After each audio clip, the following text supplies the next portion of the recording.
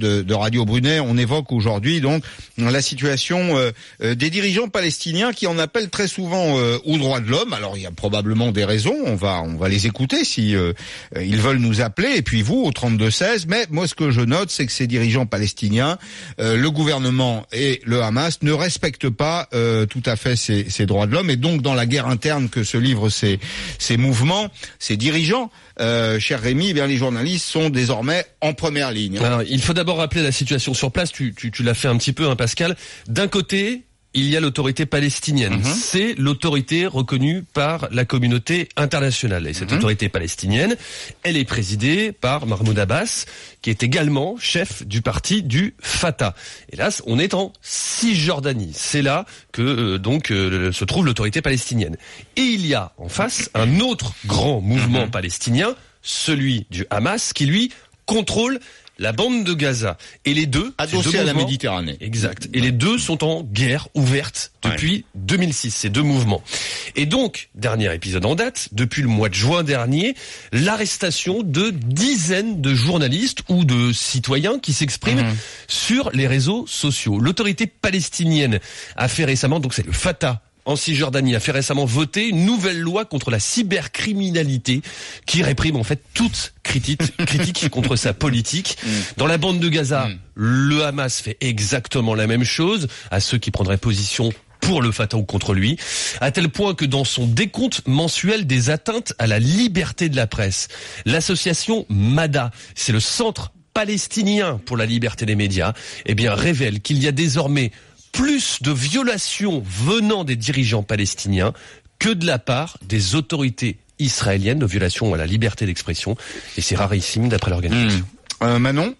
Eh bien, ton Brunet-Métry, Pascal, pour toi, les dirigeants palestiniens en appellent aux droits de l'homme, mais eux-mêmes ne les respectent pas, et ça t'énerve, et vous êtes 74% à être d'accord avec toi. Pour voter, je rappelle, c'est très simple, rmc.fr, les réseaux sociaux, et vous envoyez oui ou non par SMS au 610 71. Donnez-moi votre avis, on va échanger avec Michel Taubman, journaliste qui est là. Bonjour Michel. Bonjour. On vous connaît, enfin on a déjà eu l'occasion d'échanger, Michel, sur dans cette émission, puisque tu es le biographe de Dominique Strauss-Kahn. Donc on avait échangé, il y a quelques années maintenant. Je suis venu sur d'autres sujets aussi. Et puis sur d'autres sujets, tu es journaliste. Et puis on aura au téléphone Sandrine Mansour tout à l'heure, qui est docteur en histoire, qui est spécialisée dans l'histoire de la Palestine. Mais on va commencer avec Alexandra El Kazem. Bonjour madame. Est-ce que vous m'entendez, madame El Kazem? Ça va bien? Ouais, parfait. Vous êtes responsable du bureau Moyen-Orient chez RSF, Reporters sans frontières. Alors, ce qui nous a un petit peu agacé, ce qui a attiré notre attention, c'est ces décisions prises à l'égard de sites internet d'information, de journaux.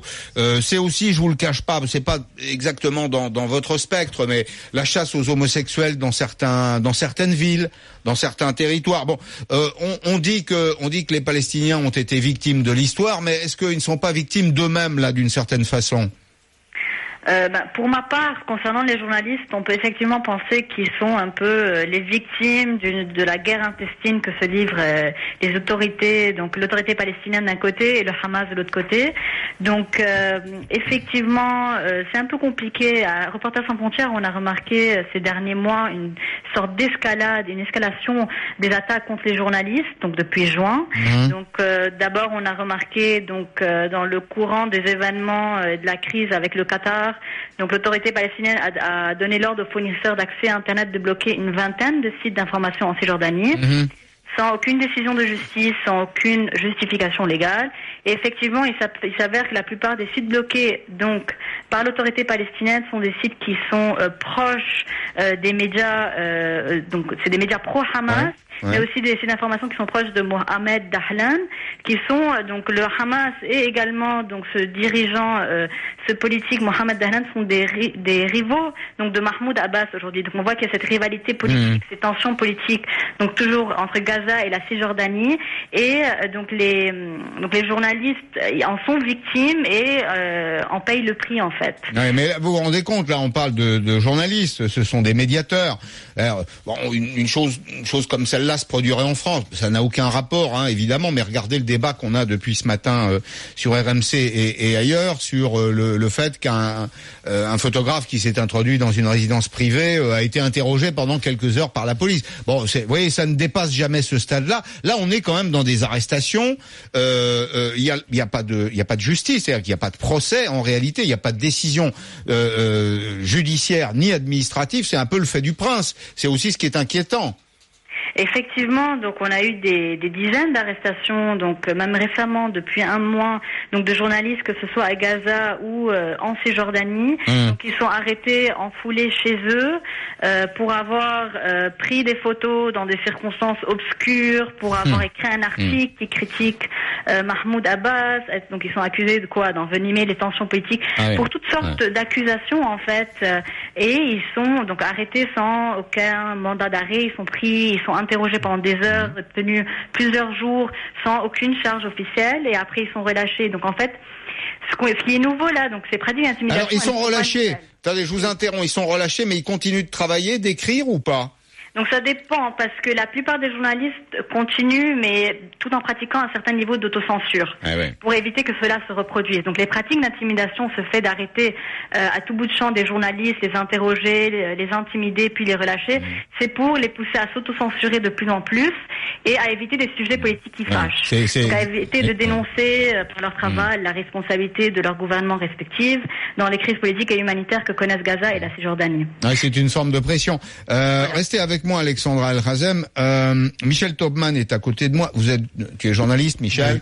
Bon, il y a sans doute aussi des responsabilités qui sont liées à l'environnement géopolitique. Il y a une situation de tension quand même entre Israël et les Palestiniens. Ça crée pas les conditions d'une vie quotidienne très agréable parfois. Bon, mais comment se fait-il qu'en France on ait du mal à examiner ce type de problème, ou en tout cas on ait du mal à en parler un peu rationnellement? Écoute, ton émission est intéressante, c'est pour ça que je suis venu d'ailleurs. Je passe la moitié de mon temps en Israël. Je collabore à une chaîne qui s'appelle i24 News, qui est une chaîne israélienne internationale en français. Et effectivement, je crois qu'on a tendance ici à considérer que dès lors qu'un peuple est en lutte pour son indépendance nationale, tous les moyens sont bons, et on ne doit pas aller regarder ce qui se passe dans l'arrière-cuisine. Et donc on ne doit pas critiquer l'autorité palestinienne ou critiquer le Hamas, ce serait faire le jeu d'Israël. Alors c'est pas le cas de Reporters sans frontières, parce que Reporters sans frontières est une organisation qui, dans tous les domaines et dans tous les pays, est toujours équitable. Mais j'ai regardé, avant de venir ici, j'ai regardé les rapports qui sont sortis sur les atteintes aux droits de l'homme dans les territoires palestiniens, en Cisjordanie, à Gaza, qui sont nombreuses et qui, tu as raison, scandaliseraient les gens ici. Eh bien, il y a très peu de rapports d'organisations humanitaires.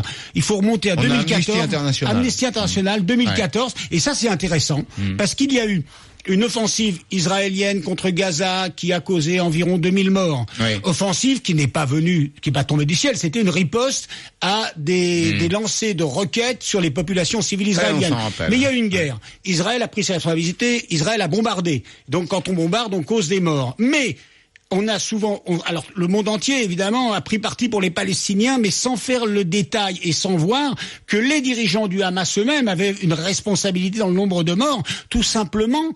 Et ça, Amnesty International et Human Rights Watch à l'époque l'ont mis en avant, tout simplement parce que ils cachaient les batteries antiaériennes dans des immeubles d'habitation. Ils les cachaient au milieu des civils et même dans des hôpitaux. Et là, on voit la complexité d'une situation. C'est pas tout blanc et tout noir. Non, c'est compliqué. Mais Alexandra, rends hommage à votre travail, parce que c'est pas simple de travailler sur un sujet comme celui-là. D'abord, c'est extrêmement émotionnel.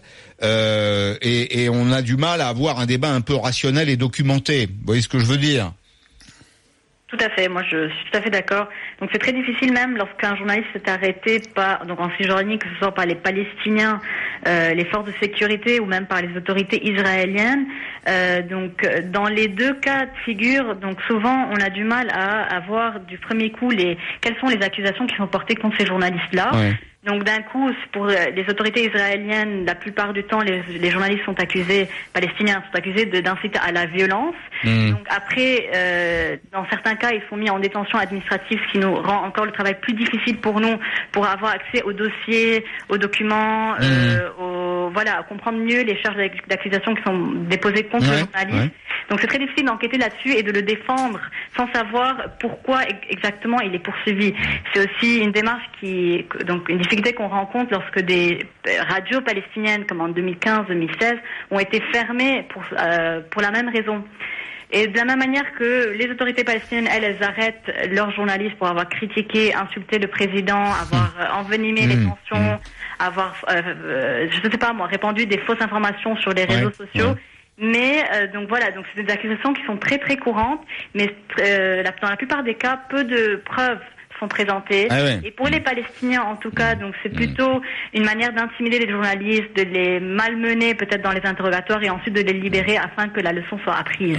Dans le cas des journalistes récemment arrêtés là au mois de juin et juillet, bon, ils ont été finalement libérés, mais par l'autorité palestinienne, donc par le Fatah en Cisjordanie, l'explication c'était complicité avec des ennemis de l'État. Oui, ça c'est donc... C'est large, hein. Voilà, selon l'agence palestinienne officielle, mais par la suite on s'est rendu compte que finalement ils ont que les 6 journalistes qui avaient été arrêtés dans la même foulée, donc la semaine dernière, le 8 août, ils ont été arrêtés par la suite donc en raison de la nouvelle loi contre les crimes électroniques que vous venez de mentionner. La cyber, oui d'accord. Voilà, cybercriminalité. La criminalité, donc cette loi-là, donc que nous jugeons très inquiétante parce que elle demande donc quiconque qui partage des informations et promeut des idées ou des programmes qui soient contraires à l'ordre public, l'unité nationale, les bonnes mœurs, la paix sociale, donc risque une peine de prison d'au moins 5 ans. Ah oui, c'est pas de la rigolade.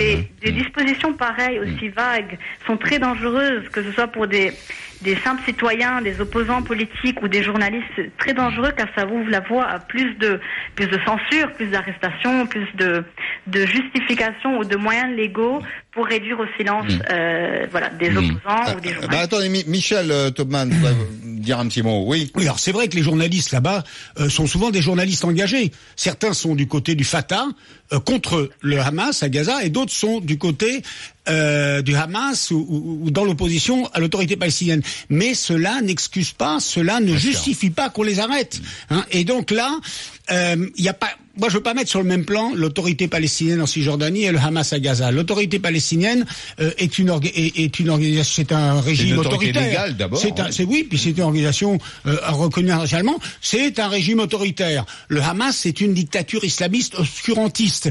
Mais ils ont en commun de ne pas être des démocraties. Et leur légitimité à l'une et à l'autre est nulle, tout simplement parce qu'il n'y a pas eu d'élection en Cisjordanie depuis 2009. Ouais. Mahmoud Abbas n'est pas légitime. Il a été élu pour 4 ans en 2005. Il n'a pas été réélu. Il n'a pas été réélu. Et à chaque fois qu'il doit y avoir des élections, elles sont annulées. Pour diverses raisons, mais elles sont annulées. Quant au Hamas, il a gagné les législatives en 2006, puis il a fait un coup de force. Et il y a une espèce de vraie guerre civile entre le Hamas et les Palestiniens de l'autorité palestinienne, du Fatah. Donc, ce sont deux régimes autoritaires et non légitimes. Oui, on a deux territoires complètement différents l'un de l'autre. Et c'est très compliqué pour faire la paix. C'est ça qui est compliqué aussi. Alors, Madame El-Kazem, juste une seconde, on va donner la parole, restez avec moi, on va donner la parole à Mehdi, qui m'appelle de Roubaix. Bonjour Mehdi. Bonjour. Vous n'êtes pas d'accord? Alors, je suis pas d'accord. Excusez-moi, c'est parce que j'étais en voiture, je viens de me garer maintenant. Alors, oui, je suis pas tout à fait d'accord avec votre analyse. Enfin, je veux dire, je vois pas déjà pourquoi l'État palestinien et l'État au niveau de Gaza, enfin, je veux dire, le Hamas, arrêtent en même temps les mêmes journalistes, ou en tout cas en même temps les journalistes. Ça veut dire qu'il doit y avoir un problème en dessous. Enfin, je veux dire, vous parlez de... Je comprends pas ce que vous voulez dire. Etc. Mais il y a quand même des problèmes beaucoup plus importants dans la région, à savoir un oppresseur, même si effectivement c'est pas forcément l'État hébreu, on voit pas forcément l'État hébreu partout, la main de l'État hébreu partout, mais il y a quand même des problèmes beaucoup plus importants. Mais c'est pas un peu commode par moment, Mehdi, pardon, d'aller chercher la responsabilité d'un tiers et de ne pas s'interroger sur celle de ces organisations qui sont, je vais vous le dire, Mehdi, pour moi elles sont pas démocratiques, elles sont pas transparentes.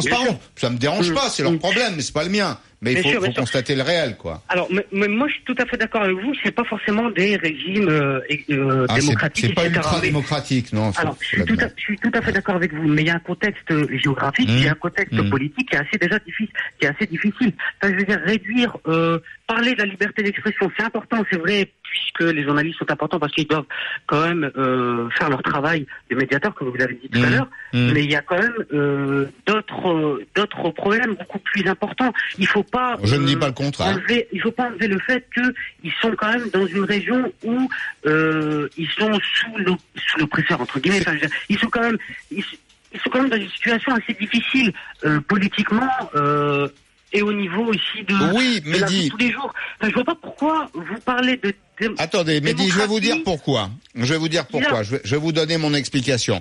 Vous admettrez avec moi qu'on parle quand même beaucoup plus souvent de l'occupation israélienne des territoires que des territoires eux-mêmes et de leur administration.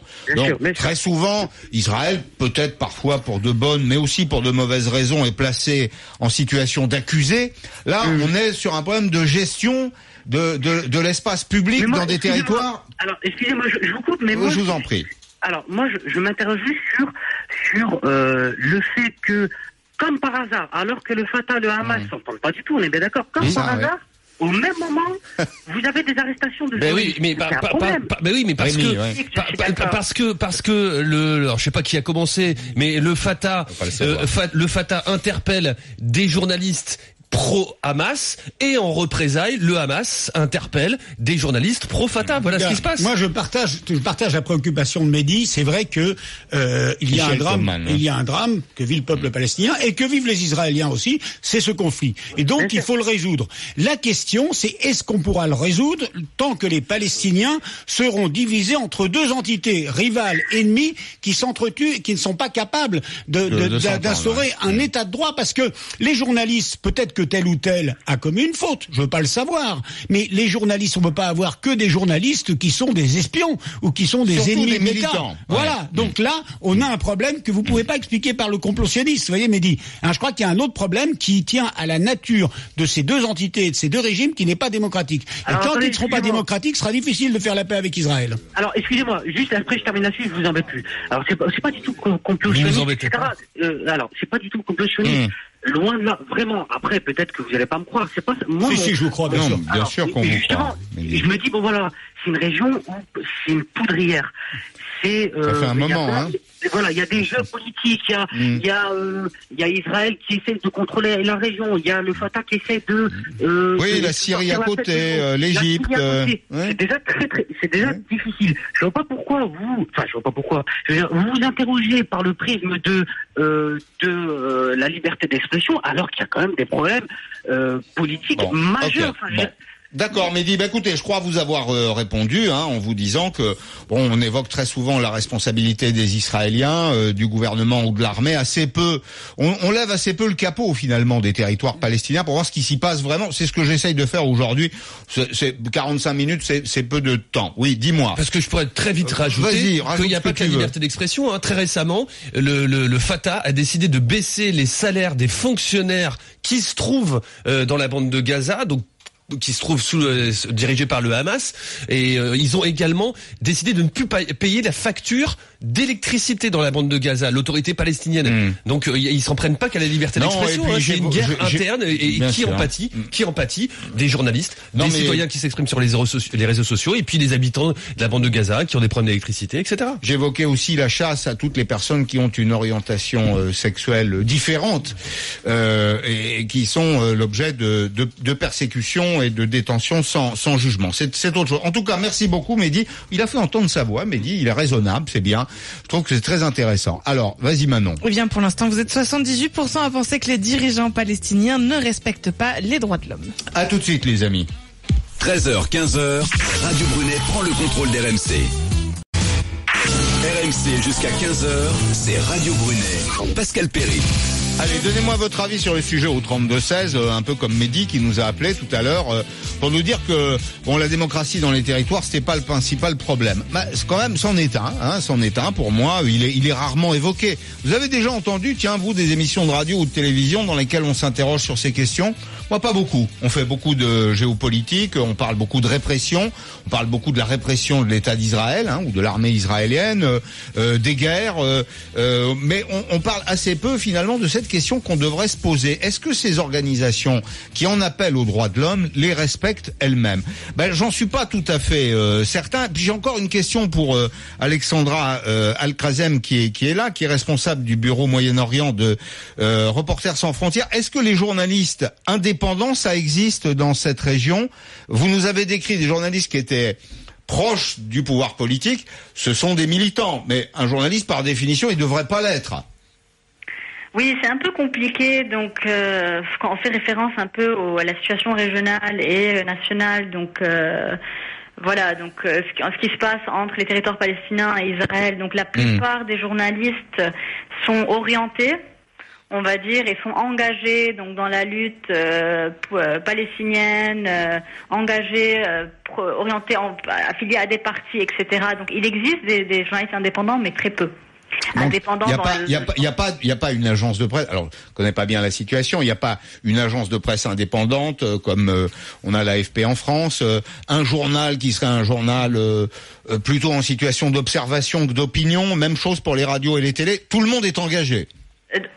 À un degré, plus ou pas à moins 100%. grand. Voilà, donc il existe des associations et des organisations qui font un travail qui a du bon travail sur le terrain, qui ont des chiffres, qui recensent que ce soit les exactions d'un côté et les exactions de l'autre côté.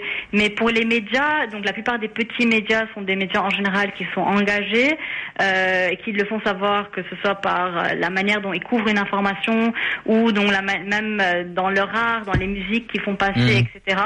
Donc il existe des journalistes politiques indépendants, mais ils sont très rares. Alors Sofiane est là au 32-16. Bonjour Sofiane. Bonjour. Vous m'appelez du Rhône. Vous êtes enseignant? Oui, enseignant en lycée pro. Oui. Ah bon, très bien. Qu'est-ce que vous enseignez, Sofiane? J'enseigne dans les métiers de l'automobile. Ah, très bien. Bon. Voilà. Je sais pas si c'est une filière d'avenir, j'espère. Ah si, l'électrique, etc. On aura toujours besoin de carrossiers, de mécaniciens. Toujours réponse à tous, Rémi. Toujours réponse à tout. Il sait tout, ce gamin-là. Hein. Allez, Sofiane, je vous écoute. Voilà. Eh ben, Monsieur Brunet, j'ai envie de vous dire que je suis pas bien. C'est Monsieur Perry, mais c'est pas grave. Allez-y. Monsieur Perry, voilà. Désolé que je suis pas bien. C'est mon cousin, Eric. Vous le saviez ou pas? D'accord. Non, je ne savais pas. Ouais, si on se passe, c'est une charge familiale. On se passe ça. Oui, on est par alliance. Ne vous inquiétez pas. Allez-y. Je me permettais de vous appeler pour vous dire que j'étais pas bien d'accord avec vous. Dites-moi. Et je pars du principe que les Israéliens arabes et les Palestiniens qui vivent sur ce même territoire ont une légitimité pour vivre sur ce territoire-là. Vraiment, je pars du principe que les Israéliens et les Arabes palestiniens, les Israéliens arabes. Voilà, oui. Moi je pars du principe qu'il y a une idéologie qui s'est mise en place, qu'on peut appeler comme on veut, moi qu'on appelle actuellement l'idéologie sioniste. Voilà, et moi j'ai envie de dire, j'ai aucun problème avec la religion juive, j'ai aucun problème avec les Israéliens, moi du moment qu'on cohabite ensemble, mais par contre toutes les formes d'extrémisme, que ça soit musulman, que ça soit chrétien, que ça soit israélien, c'est à condamner. Et moi je pars du principe que l'idéologie sioniste, c'est une idéologie extrémiste. Oui, mais Sofiane, une idéologie extrémiste. Oui. Moi, je vais vous donner 2-3 petits arguments si vous voulez bien. Sur les territoires palestiniens, dans les années 50-60, il y avait quand même 4 millions d'Arabes et il devait y avoir même pas 500 000 Israéliens arabes. Mais ces mêmes 500 000 Israéliens arabes avaient une grande légitimité pour vivre là-bas. C'est leur pays, c'est leur territoire, c'est normal.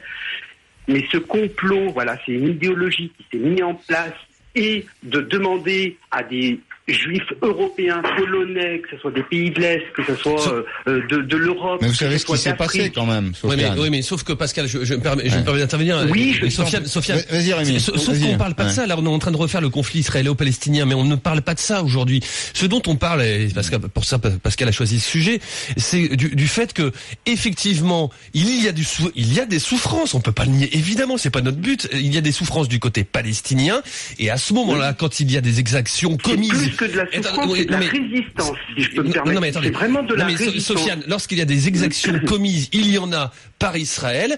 À ce moment-là, les dirigeants palestiniens en appellent au respect des droits de l'homme, on appelle à la communauté internationale au respect des droits de l'homme. Or, là, ce dont on parle aujourd'hui, c'est qu'on constate que les dirigeants palestiniens eux-mêmes n'ont pas de leçons à donner dans un certain nombre de domaines, au niveau des droits de l'homme. On va reprendre le débat, mais tiens, je voulais libérer peut-être Alexandra El-Kazem, qui est là, responsable du bureau Moyen-Orient chez Reporters sans frontières. Vous avez vu, Madame El-Kazem, c'est toujours un dossier un peu chaud, hein? Oui, c'est très délicat. Tout a été très touchy, cette question. C'est normal. Ouais, c'est normal. En tout cas, merci d'avoir pris du temps aujourd'hui avec nous. Merci à vous et bon courage pour la suite. Oui, ça va aller, on va s'en sortir. Merci. Sofiane est toujours là. Oui. Michel Thomas, tu voulais dire un mot, Michel? Je voudrais dire, Sofiane, il y a pas mal de confusion dans vos propos. Hein. Vous utilisez des concepts qui méritent d'être précisés. Il y a aujourd'hui un pays qui s'appelle Israël, qui compte 8,5 millions d'habitants, 8,8 millions d'habitants, parmi lesquels il y a 2 millions d'Arabes, qui sont des Arabes israéliens. Pas à l'époque. À l'époque, c'était 4 millions d'Arabes et 500 000 Israéliens. Attendez, non, même à l'époque. Chacun à son tour, Sofiane. Non, mais attendez. Chacun à son tour. Laissez-moi juste vous dire quelque chose. Je vous redonne la parole juste après, Sofiane, mais Michel tout de suite. Donc aujourd'hui, il y a un pays qui s'appelle Israël, que vous le veuillez ou non. Si vous pouvez dire c'est dommage que ce pays a été créé, mais il existe. Et donc, on ne peut pas le supprimer. Il y a dans ce pays, c'est un pays démocratique, c'est le seul pays de la région dans lequel il y a des élections, dans lequel il y a pluralisme religieux et ethnique, c'est-à-dire il y a des gens de différentes communautés. Les Arabes ont les mêmes droits que les Juifs, c'est-à-dire ils ont exactement les mêmes droits. Il y a des députés arabes au Parlement israélien, il y a des ingénieurs arabes, il y a des médecins arabes, il y a eu une Miss Israël arabe, il y a une Miss transgenre arabe. Ouais, donc le numéro 2 de Apple au niveau mondial est un arabe israélien, donc il y a des arabes qui ont les mêmes droits que les Israéliens juifs. Il y a par ailleurs le problème des Palestiniens des territoires. Et là, c'est un problème qui est évidemment douloureux puisque ceux-là n'ont pas évidemment un véritable État. Ils ont droit à une autonomie depuis les accords d'Oslo. Il y en a 2,7 millions en Cisjordanie, il y en a 1,7 million à Gaza, et c'est de ceux-là dont nous parlons. Là, vous voyez, je mets pas d'idéologie, je donne juste des faits. Voilà. Sofiane, c'est à vous. Qui peut être faible, un peuple qui peut être faible, bien sûr, ils sont opprimés. Donc la communauté internationale, normalement, la communauté internationale, on est des hommes. Moi, je pense humains. Je pense uniquement humains. Bien sûr que je respecte tous les Israéliens. Je peux respecter aussi leur idéologie du moment, qu'ils ne nuisent pas aux autres. Mais là, ils sont en train de nuire aux autres. Ils sont en train de les dégager. Sofiane, mon point de vue, c'est pas acceptable. C'est pas acceptable. Sofiane, je suis vraiment désolé de pas être d'accord avec vous, monsieur.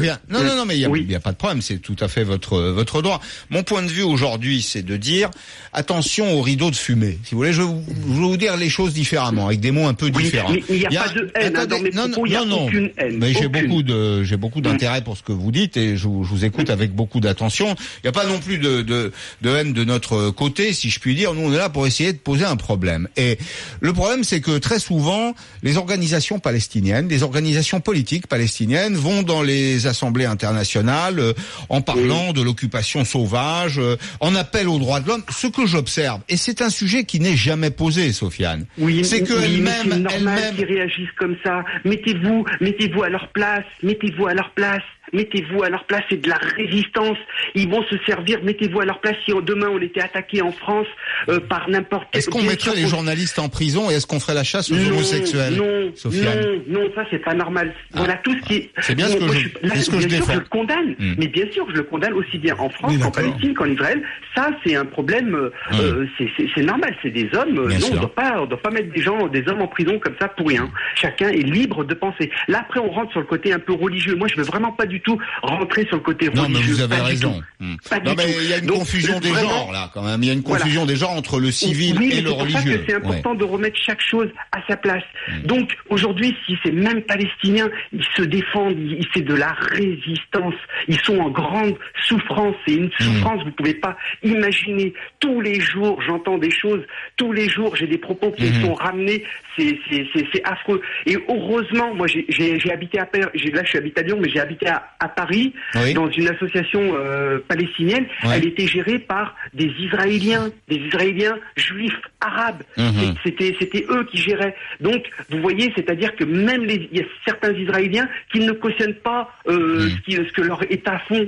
ne le cautionnent pas. La légitimité, ils n'ont pas de légitimité. Oui, non, voilà. C'est cette légitimité-là que je trouve qui a été abusive. Voilà. D'accord. Je la trouve vraiment abusive. Et aujourd'hui, j'ai envie de vous dire, il n'y a plus de Palestiniens en Palestine.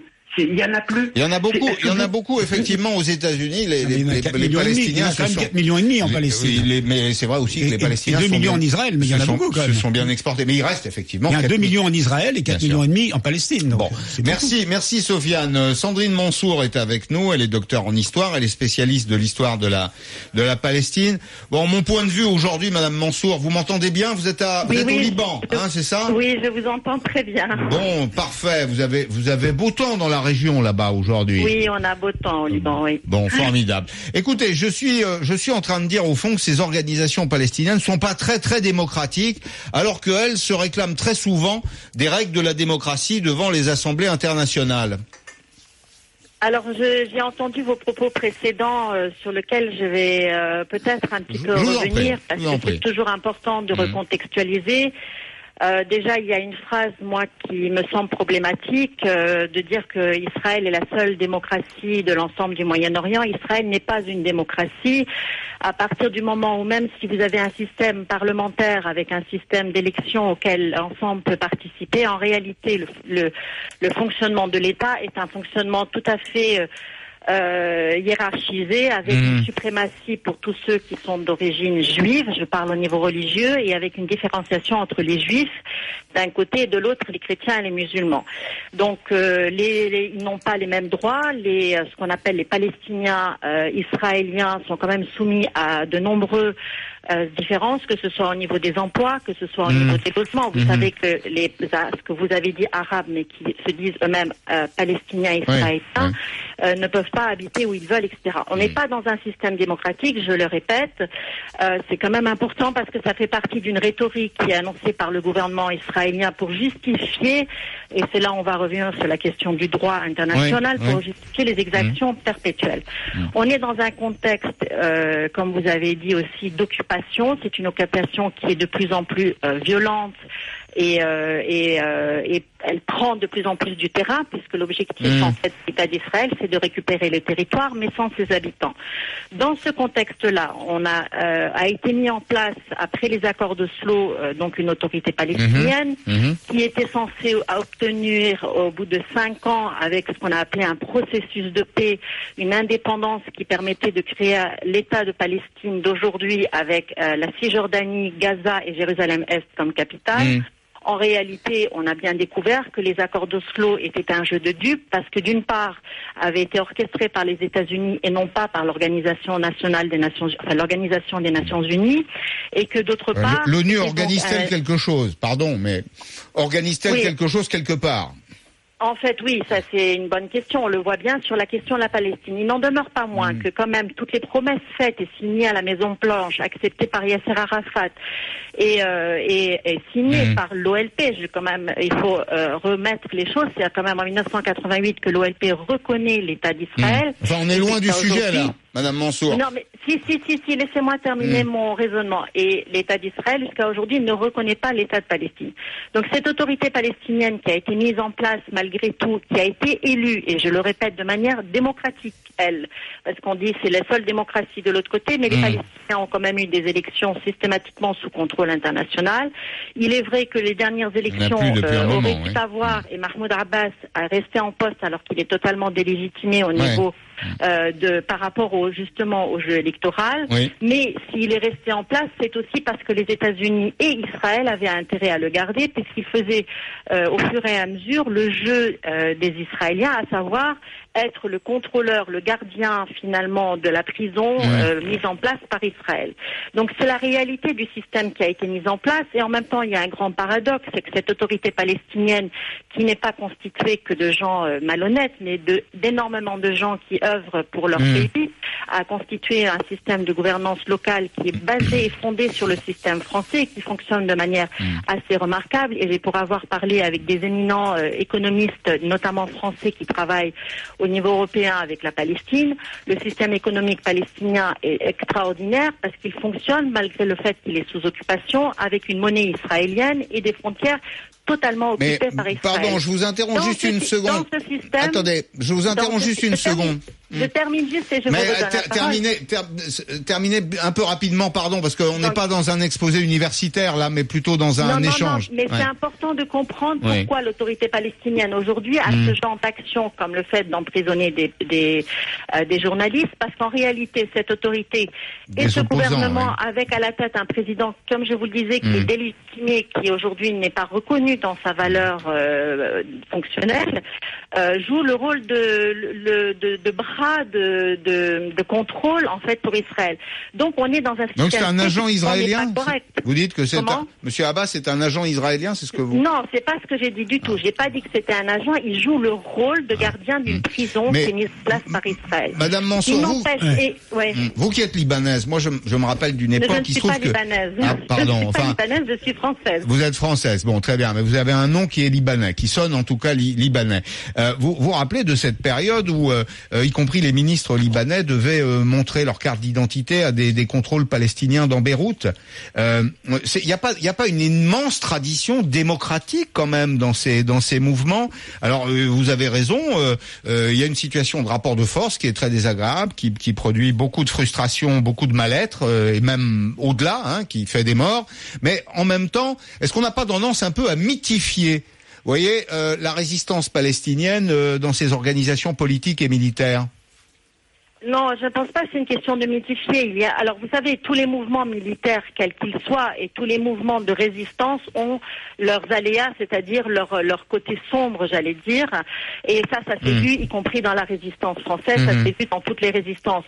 Oui. Et en plus, si vous voulez, la complexité, c'est que le mouvement palestinien, malheureusement, il lutte. Ça fait pas 20 ans qu'il lutte. Ça fait plus de 100 ans que les Palestiniens luttent pour leur droit. Il faut quand même revenir au début du XXe siècle avec la mise en place de l'emperement de l'Empire ottoman, pour comprendre que de tous les pays de la région, le seul qui n'a pu obtenir son indépendance alors qu'elle lui avait été promise, c'est la Palestine. Donc la résistance, elle est très longue. Alors dans tous les mouvements de résistance, vous avez des dérives, c'est une évidence. Après, il y a une autre chose, effectivement, les Palestiniens se retrouvent entourés de pays arabes qui tous sont autoritaires et autocrates. Et qui se foutent un peu de la cause, ils se moquent un peu de la cause palestinienne, faut dire la réalité aussi. Ils ont envoyé les pays arabes que vous évoquez autour d'Israël et des territoires palestiniens se foutent un peu de la cause palestinienne, c'est-à-dire qu'ils ont payé pendant très longtemps pour se débarrasser du problème, mais c'est un peu le sparadrap dont on veut pas. Non, vous êtes d'accord avec moi? Oui, mais c'est pas qu'ils s'en foutent, c'est que ça n'est pas leur problème. On a voulu leur faire porter la responsabilité des Palestiniens, alors qu'eux-mêmes avaient d'autres choses à gérer et d'autres chats à fouetter. On le voit bien. La situation, par exemple, au Liban, c'est très intéressant. C'est que depuis la fin de la guerre, le Liban, qui se reconstruit, a quand même du mal à parvenir, mais malgré tout arrive à parvenir parce qu'il y a quand même un système qui fonctionne, etc. Mais il y a aussi, il ne faut pas oublier tous les autres États à côté qui font en sorte de rajouter de l'huile sur le feu quand il faut, comme l'Arabie Saoudite dont on ne parle quasiment jamais. Pour qu'on soit vraiment sur notre sujet, Madame Mansour. Notre sujet, c'est quand même là, il y a un certain nombre de dérives aujourd'hui. Est-ce que finalement, et ce sera ma dernière question, est-ce que ces organisations, l'État palestinien comme le Hamas, enfin surtout l'État palestinien, ne gagneraient pas à changer de stratégie pour rentrer dans un modèle de gouvernance un peu plus vertueux? Alors moi, je vais vous expliquer. Le problème, c'est qu'on exige depuis des décennies aux Palestiniens de créer un État sans État, d'avoir un État sans frontières, de gérer leur population, de gérer l'eau, l'électricité, la santé, l'éducation, de faire de la politique au niveau international avec toutes les règles démocratiques, mais sans leur donner l'État. À un moment donné, la première chose qu'il faut faire, c'est qu'il faut, et c'est là je reviens sur la question du droit et des droits de l'homme humain, la question c'est le droit international. Il y a des kilomètres de résolutions onusiennes qui ne sont pas appliquées. Comment voulez-vous que les Palestiniens et qu'une autorité palestinienne, même légitimée, si demain on avait un responsable politique reconnu et en poste actuellement, il ne pourrait rien faire. Il serait complètement comprimé par les services israéliens. La base, c'est ça. Alors, que les Palestiniens... Pardon, mais je vous demande de conclure. Oui. je termine. Quelques secondes. Que les Palestiniens soient vigilants, c'est une évidence. Mais le premier et l'essentiel problème réside dans l'occupation, la colonisation militaire armée israélienne qui ne cesse de prendre du terrain. Bon, merci Madame Mansour. On n'a pas obtenu de réponse un peu précise sur le sujet, parce que moi je vois bien qu'il y a effectivement un mouvement d'occupation. Enfin, je veux dire, il faudrait être aveugle et sourd pour ne pas voir qu'il y a une situation de rapport de force. C'était pas le but de façon de nier ça. Mais en même Israéliens, la moitié d'Israël le dénonce en permanence. Il y a des manifestations, il y a des mouvements, il y a des organisations humanitaires, donc c'est pas le problème. Ce que je remarque, c'est que notre interlocutrice n'a pas trouvé le moyen dans sa longue intervention de condamner les atteintes aux droits de l'homme dans les territoires palestiniens. Et c'est peut-être la différence entre la cause palestinienne et l'État d'Israël, qui est effectivement un État constitué, c'est vrai, mais c'est qu'en Israël, lorsque un soldat israélien a achevé un terroriste palestinien, eh bien ce soldat a été condamné par les tribunaux. Bon. Il y a eu un procès, ça a été discuté, il y a des gens qui l'ont défendu. C'est un pays démocratique. Il faut qu'on écoute Jérôme là, Jérôme est là, bonjour. Jérôme. Bonjour l'équipe d'RMC, bonjour à tous. Ouais, vous avez quelques secondes, je suis désolé, on a consommé tout le crédit. Ah bah, allez. On veut pas me boycotter quand même. Non, allez-y, mais rapidement, Jérôme. Ouais, dites-moi, donc je vous téléphone donc concernant le conflit israélo-palestinien, donc il faut c'est pas notre sujet du jour. Hein. Oui, non, mais d'accord, mais il faut arrêter de stigmatiser sans arrêt Israël, les colonies, les colons. Pourquoi est-ce que Jérusalem c'est une colonie? Est-ce que la ville d'Ashdod est une colonie? Est-ce que la ville c'est trop compliqué ce que vous dites, Jérôme. Tel Aviv est une colonie? Jérôme, vous évoquez des noms de villes, on voit pas où ça se trouve, on sait pas de quoi il s'agit. Jérusalem, on voit, mais Ashdod, on ne sait pas ce que c'est. Enfin, les gens qui nous écoutent savent pas, n'ont pas tous une carte d'Israël sous les yeux. C'est dans le sud, alors c'est pas compliqué, c'est dans le sud d'Israël, où les habitants ils reçoivent des roquettes tous les jours. Ouais. Bon. Que Dieu fasse. D'accord. Bon, écoutez, Jérôme, vous avez évoqué un peu la géographie israélienne. Donc, on voulait parler aujourd'hui du sujet des droits de l'homme et du respect des droits de l'homme par ces organisations. Mais on en revient toujours au cœur, le conflit israélo-palestinien. Voilà. Merci, Michel. Encore un mot. Alors, juste un mot. C'est vraiment compliqué. Il faut en finir avec ces discours qui sont des discours hérités du stalinisme. C'est-à-dire, c'est toujours la faute des autres. Moi, comme Pascal, nous sommes pas très jeunes, Pascal et moi, nous avons vécu l'époque où on avait des professeurs communistes. Quand on leur disait ah oui, mais il y a des atteintes aux droits de l'homme en Union soviétique, ils disaient c'est la faute des États-Unis, c'est la faute de l'impérialisme américain. Et regardez le sort des Noirs aux États-Unis. On a encore ce type de discours par rapport au Venezuela. Lorsqu'il y a des atteintes aux droits de l'homme en Israël de la part du gouvernement israélien, c'est la faute du gouvernement israélien. Mais lorsqu'elles viennent de l'autorité palestinienne ou du Hamas, c'est la faute du Hamas et de l'autorité palestinienne. Manon. Résultat final, vous êtes 74% à penser que les dirigeants palestiniens ne respectent pas les droits de l'homme. RMC, Radio Brunet, 3 minutes de gloire.